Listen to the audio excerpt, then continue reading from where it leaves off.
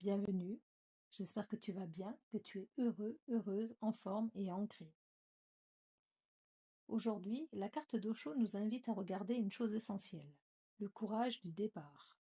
La question posée est simple mais radicale.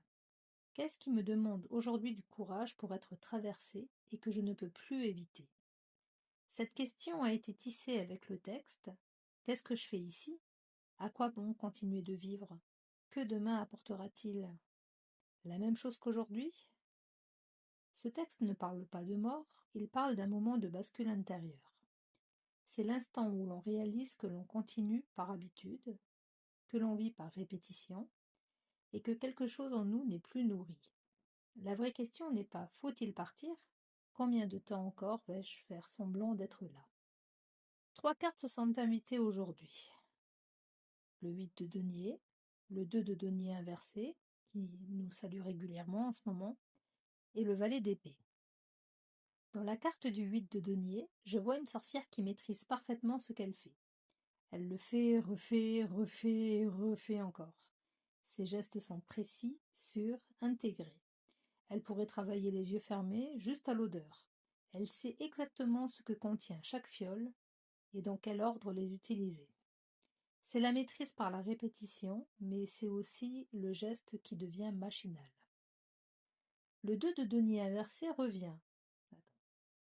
Cette carte me montre une sorcière qui ne voit plus clair, qui n'apprécie plus ce qu'elle fait. Elle avance, mais on peut dire qu'elle est menée. L'équilibre ne se fait plus par la conscience, mais par les pieds, par l'obligation et par la nécessité. Elle tient ses 2 deniers sous sa tête. Elle sent qu'elle est en mauvaise posture, mais elle ne comprend pas pourquoi. Et le pourquoi est là. Ce n'est pas ce qu'elle fait qui est faux, c'est le fait de le faire sans présence, sans joie, sans souffle. Puis, enfin, le valet d'épée. Il montre ce dont cette sorcière a besoin maintenant. Elle n'a pas besoin de produire plus ni de faire plus d'efforts.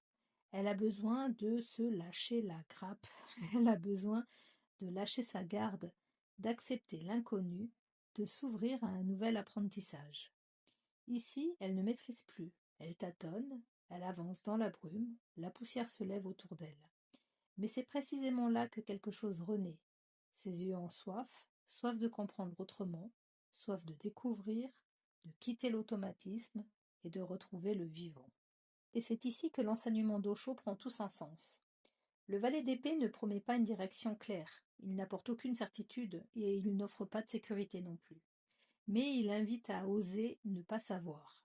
Dans l'approche d'Osho, le courage du départ ne consiste pas à changer de décor, ni à rompre avec ce que l'on fait, mais à sortir de l'inconscience.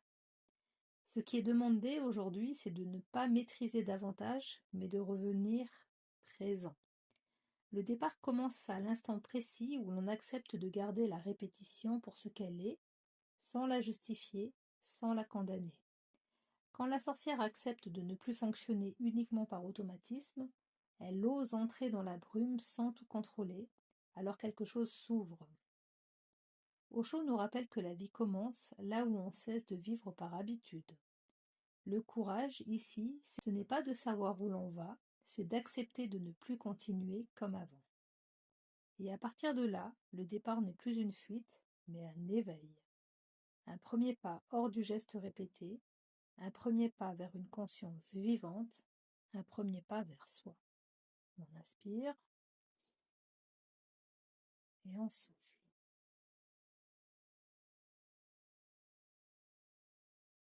Merci.